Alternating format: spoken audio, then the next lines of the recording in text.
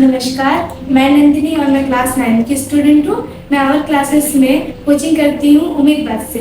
मैं आज आप सभी को बताने जा रही हूँ परमाणु और अणु के बारे में, जिसे इंग्लिश में एटम्स एंड मॉलिक्यूल्स कहते हैं। सबसे पहले बात करते हैं परमाणु के बारे में। तो परमाणु हम उसे कहते हैं कि पदार्थ की रचनात्मक इकाई को ही हम परमाणु कहते हैं, या तो फिर आप ये भी कह सकते हैं कि पदार्थ की सबसे सूक्ष्मतम कण को ही परमाणु कहता है।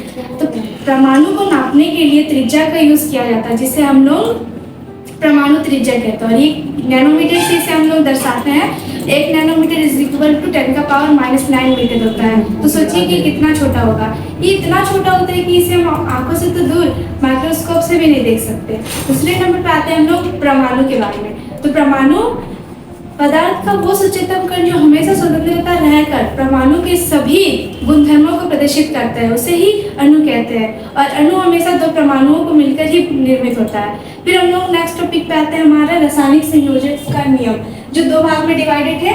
एक है द्रव्यमान संरक्षण का नियम और दूसरा स्थिर अनुपात का नियम। तो रासायनिक संयोजन का नियम कहता है कि 2 या 2 से अधिक पदार्थ के बीच में जब रासायनिक अभिक्रिया होती है तो वो कुछ नियमों का पालन करती है। उसी नियम को हम लोग रासायनिक संयोजन का नियम कहते हैं। तो पहले नंबर पर आता है द्रव्यमान संरक्षण का नियम, जो कि अंतमान लॉयज़ द्वारा दिया गया है। और सेकेंड नंबर पर आता है स्थिर अनुपात का नियम, जो कि जोसेफ लॉयज़ प्रराउस द्वारा दिया गया है। पहले नंबर पे आता है द्रव्यमान संरक्षण का नियम। ये कहता है कि कोई भी तत्वों के बीच जब रासायनिक अभिक्रिया होगी तो जो उससे बनने वाले नया प्रोडक्ट होगा, यानी कि जो नया उत्पादन होगा, उसका ना ही मार्क्स आपका घटेगा ना ही बढ़ेगा। मतलब कि ना ही वो निर्माण हो पाएगा दोबारा, ना ही उसका विनाश होता है। और दूसरे नंबर पर आता है स्थिर अनुपात का नियम, जो कि कहता है किसी भी यौगिक में जो तत्व सदैव एक निश्चित अनुपात के रूप में रहता है, इसे हम लोग निश्चित अनुपात भी कहते हैं।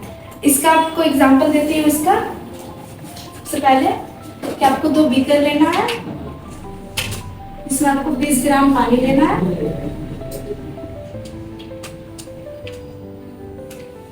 इसे हिंदी में अभिकारक बोलते हैं।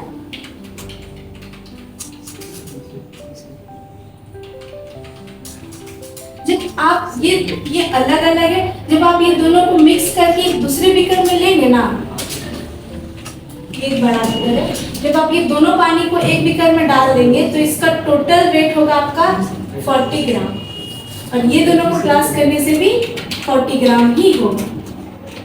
इससे हमारा ये साबित होता है कि कोई भी मतलब कोई भी मिक्सिंग जब हम करते हैं तो उसका द्रव्यमान ना ही तो घटता है ना ही बढ़ता है।